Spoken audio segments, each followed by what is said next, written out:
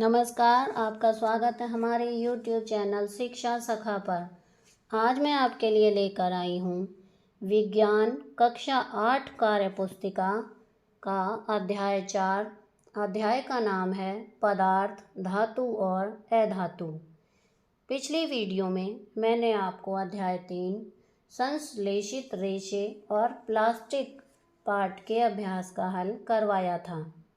अगर आप मेरे चैनल पर नए हैं और अभी तक आपने मेरे चैनल को सब्सक्राइब नहीं किया है तो प्लीज़ सब्सक्राइब कर लें और बेल आइकन को ज़रूर दबाएं।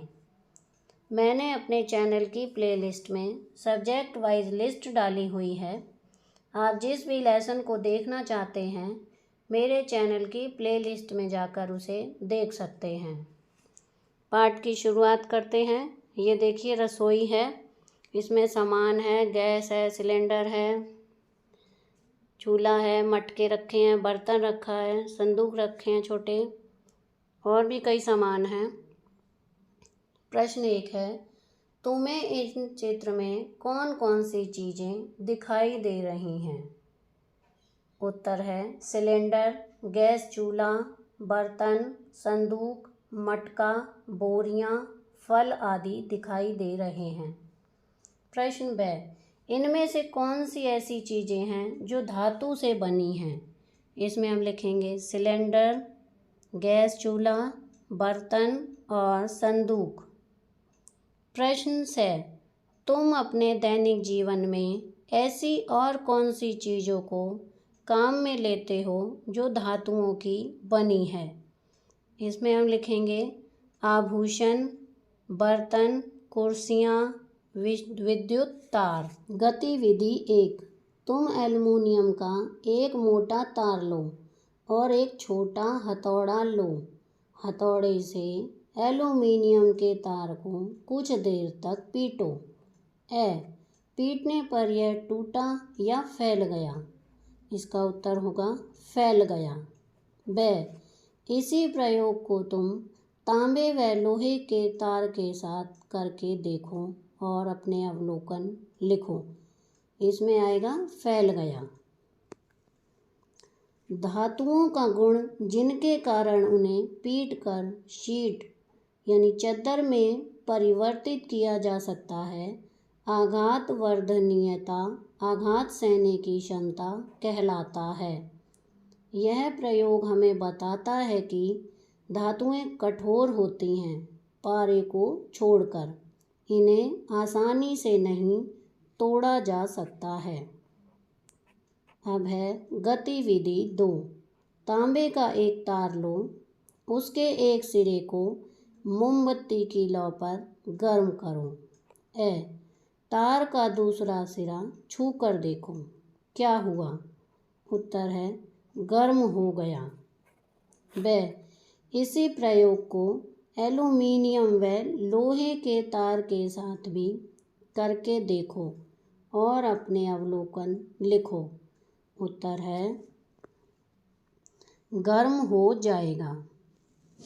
धातुओं का यह गुण बताता है कि धातु ऊष्मा की सुचालक है। अब गतिविधि 3, एक पुराना सेल लो। यह छोटे हथौड़े से उसे तोड़कर उसके बीच की छड़ को सावधानी से बाहर निकालो। यह छड़ कार्बन की बनी होती है। इसे हथौड़े से पीटो, देखो क्या हुआ? क्या यह धातुओं की तरह फैल गई? उत्तर है नहीं फैली। यह प्रयोग हमें बताता है कि ठोस अधातुएं कठोर नहीं होती, हीरे को छोड़कर। इन्हें आसानी से तोड़ा जा सकता है। प्रश्न 2, नीचे बनी तालिका के आधार पर धातुओं को उनकी जल के साथ क्रियाशीलता के आधार पर बढ़ते हुए क्रम में व्यवस्थित करो। धातु दी गई हैं, सादा पानी, गर्म या उबलता हुआ पानी, सोडियम बहुत छोटा टुकड़ा, सर की ध्वनि और फिर शीघ्र ही आग लग जाती है। उबलते पानी में लगभग ऐसी ही अभिक्रिया होती है। कॉपर, कोई भी अभिक्रिया नहीं होती, न सादे पानी में न गर्म पानी में। जिंक, सादे पानी में कोई भी अभिक्रिया नहीं होती। गर्म पानी में अभिक्रिया तो होगी पर देखने में कुछ महीने का समय लगेगा। मैग्नीशियम, अभिक्रिया होगी मगर इतनी मंद की दिखाई नहीं देगी। गर्म पानी में मैग्नीशियम की सतह से छोटे छोटे H2 के बुलबुले उठने लगेंगे। प्रश्न 3, नीचे दिए गए तत्वों को धातुओं और अधातुओं में छांटो। तो शब्द दिए गए हैं लोहा, तांबा, सल्फर, सोडियम, आयोडीन, निकल, ऑक्सीजन, कार्बन, चांदी, पारा, हीरा, क्लोरीन। मैंने इनकी नंबरिंग की हुई है। धातुओं में आएंगे 1, 2, 4, 6, 9 और 10। अधातु में आएंगे 3, 5, 7, 8, 11, 12। प्रश्न 6, किन गुणों के आधार पर तुमने धातुओं को अधातुओं से पृथक किया? उत्तर है कठोरता, चालकता, तन्यता, आघात वर्ध्यता से पृथक किया। गतिविधि 4, 3 बर्तन लो, 2 बर्तन में उबला पानी व 1 बर्तन में नल का पानी डालो। तीनों बर्तनों में एक एक कील डालो। उबलते पानी के बर्तन को ढक्कन से ढक दो, बाकी दोनों बर्तनों को खुला रहने दो। 1 दिन बाद तीनों कीलों को बर्तन से बाहर निकालो और अवलोकन करो। तीनों कीलों में क्या परिवर्तन आया? उत्तर है ABC पर वाली कीलों पर जंग लगता है। अब इसी प्रयोग को 3 अन्य तेल लगी कीलों के साथ करो, देखो क्या हुआ। ABC तीनों में रखी कीलों पर जंग नहीं लगता है। कुछ खास पदार्थों जैसे खट्टे फलों, चटनी, अचार, दही आदि को तांबे, जस्ते, एल्युमिनियम एवं लोहे के बने पात्रों में नहीं रखा जाता है, क्योंकि इन खाद्य पदार्थों में दुर्बल कार्बनिक अम्ल उपस्थित होते हैं जो इन धातुओं से क्रिया कर जहरीले यौगिकों का निर्माण करते हैं, जिनसे भोजन विषाक्तता हो सकती है। प्रश्न 4, निम्न अभिक्रियाओं के लिए शब्द समीकरण लिखिए। लोहे पर जंग लगना, आयरन लोहा प्लस ऑक्सीजन प्लस जल, ये बनेगा आयरन ऑक्साइड। जिंक, जस्ते का टुकड़ा कॉपर सल्फेट विलयन में रखा जाता है। कॉपर सल्फेट प्लस जिंक, ये बनेगा जिंक सल्फेट। सल्फर का वायु में दहन, सल्फर प्लस ऑक्सीजन, ये बनेगा सल्फर डाइऑक्साइड। ऑक्सीजन की हाइड्रोजन के साथ अभिक्रिया, हाइड्रोजन प्लस ऑक्सीजन, ये बनेगा जल। कार्बन के ऑक्सीजन के साथ अभिक्रिया, कार्बन प्लस ऑक्सीजन, ये बनेगा कार्बन डाइऑक्साइड। प्रश्न 5, नीचे दिए गई धातुओं को उनके उपयोगों के साथ मिलाओ। बीच में दी गई है धातुएं और इधर उधर उनके उपयोग, जैसे कि पहली है एल्युमिनियम।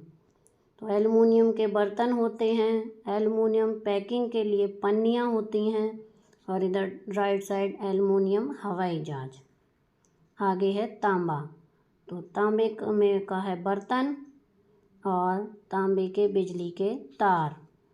आगे है लोहा, लोहे का है पिन व कील, और इधर लास्ट में है मशीनें व भारी उपकरण। चांदी, लेफ्ट साइड में है आभूषण और राइट साइड में है उच्च परावर्तन शक्ति वाले दर्पण। अब है पारा। पारे के राइट साइड में है थर्मामीटर में। नीचे है लेड। लेड का लेफ्ट साइड में है ऑटोमोबाइल बैटरी और राइट साइड में है रासायनिक यौगिकों एवं पेंट निर्माण में। प्रश्न 6, कारण बताओ। निकल, क्रोमियम, सोना एवं प्लेटिनम जैसी धातुओं पर जंग नहीं लगता है। उत्तर है क्योंकि इन पर वायु और नमी का प्रभाव नहीं पड़ता है।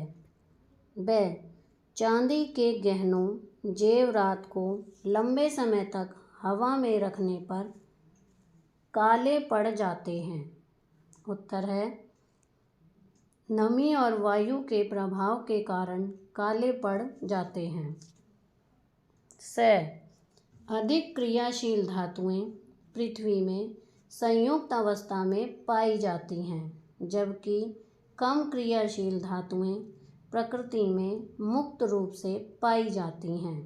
उत्तर है क्योंकि क्रियाशील धातुएं वायु और नमी से क्रिया कर सकते हैं, जबकि कम क्रियाशील धातुएं ऐसा नहीं करती हैं।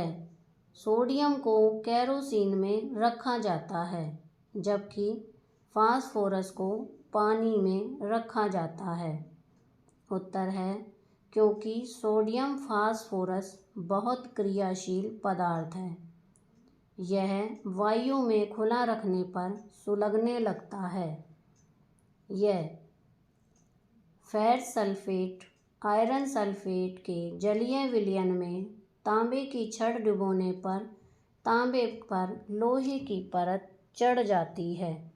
उत्तर है क्योंकि तांबा लोहे से कम क्रियाशील है। जब जिंक की पट्टी छड़ को कॉपर सल्फेट के जलीय विलयन में डुबोया जाता है तो क्या होगा। उत्तर है जिंक की पट्टी पर नीले रंग की परत चढ़ जाती है। एल्युमिनियम का बिजली के तार बनाने में उपयोग किया जाता है। उत्तर है क्योंकि एल्युमिनियम विद्युत का सुचालक है। प्रश्न 7, उचित मिलान करो। एक तरफ वस्तुएं हैं और दूसरी तरफ है जंग लगने से रोकने की विधि। कैंची व चाकू, इनमें ग्रीस लगाकर जंग रोकी जा सकती है। दूसरा है बसों और ट्रकों का ढांचा पेंट करके। लोहे की चादरें, यशद लेपन या जिंक की परत चढ़ाना। आगे है स्टील का फर्नीचर, इसमें आएगा विद्युत लेपन, टिन या क्रोमियम धातुओं की परत चढ़ाना। बर्तन, मिश्र धातु बनाकर। प्रश्न 8 है नीचे दी गई धातुओं को उनके उपयोग के साथ मिलाओ। सबसे पहले बीच में दी गई है धातुएं और इधर उधर उपयोग। सबसे पहले है सल्फर। सल्फर का उपयोग गन पाउडर, सल्फ्यूरिक अम्ल में, और इसी तरफ लेफ्ट साइड में ही है माचिस बनाने में। सल्फर का प्रयोग राइट साइड में रबर के वर्णीकरण में। अब आगे है फास्फोरस। फास्फोरस का प्रयोग किया जाता है लेफ्ट में चूहे मारने का जहर और माचिस में। राइट साइड में फास्फोरस उर्वरकों में। आगे है क्लोरीन। क्लोरीन का लेफ्ट साइड में विरंजक चूर्ण और राइट साइड में पानी के निर्मलीकरण या शुद्धिकरण में। हाइड्रोजन। हाइड्रोजन का लेफ्ट साइड में वनस्पति घी निर्माण में और राइट साइड में है ईंधन वेल्डिंग में। अब है आयोडीन। आयोडीन का टिंचर एंटीसेप्टिक में प्रयोग किया जाता है। 5 मुख्य वायु प्रदूषकों में से 3 अधातुओं के ऑक्साइड हैं, जैसे CO2, CO, NO, NO2 एवं SO2। प्रश्न 9, तुम कैसे प्रदर्शित करोगे कि धातुएं क्षारीय ऑक्साइड बनाते हैं जबकि अधातुएं अम्लीय ऑक्साइड बनाती हैं? उत्तर है लिटमस टेस्ट द्वारा। प्रश्न 10, उत्कृष्ट धातुएं क्या होती हैं? क्या चांदी उत्कृष्ट धातु है? समझाओ। उत्तर है वे धातुएं जिन पर नमी और ताप का प्रभाव नहीं पड़ता, जैसे सोना, प्लेटिनम। प्रश्न 11, सारणी में दिए गए गुणों के आधार पर धातु एवं अधातु में अंतर लिखो एवं प्रत्येक का एक एक उदाहरण भी लिखो।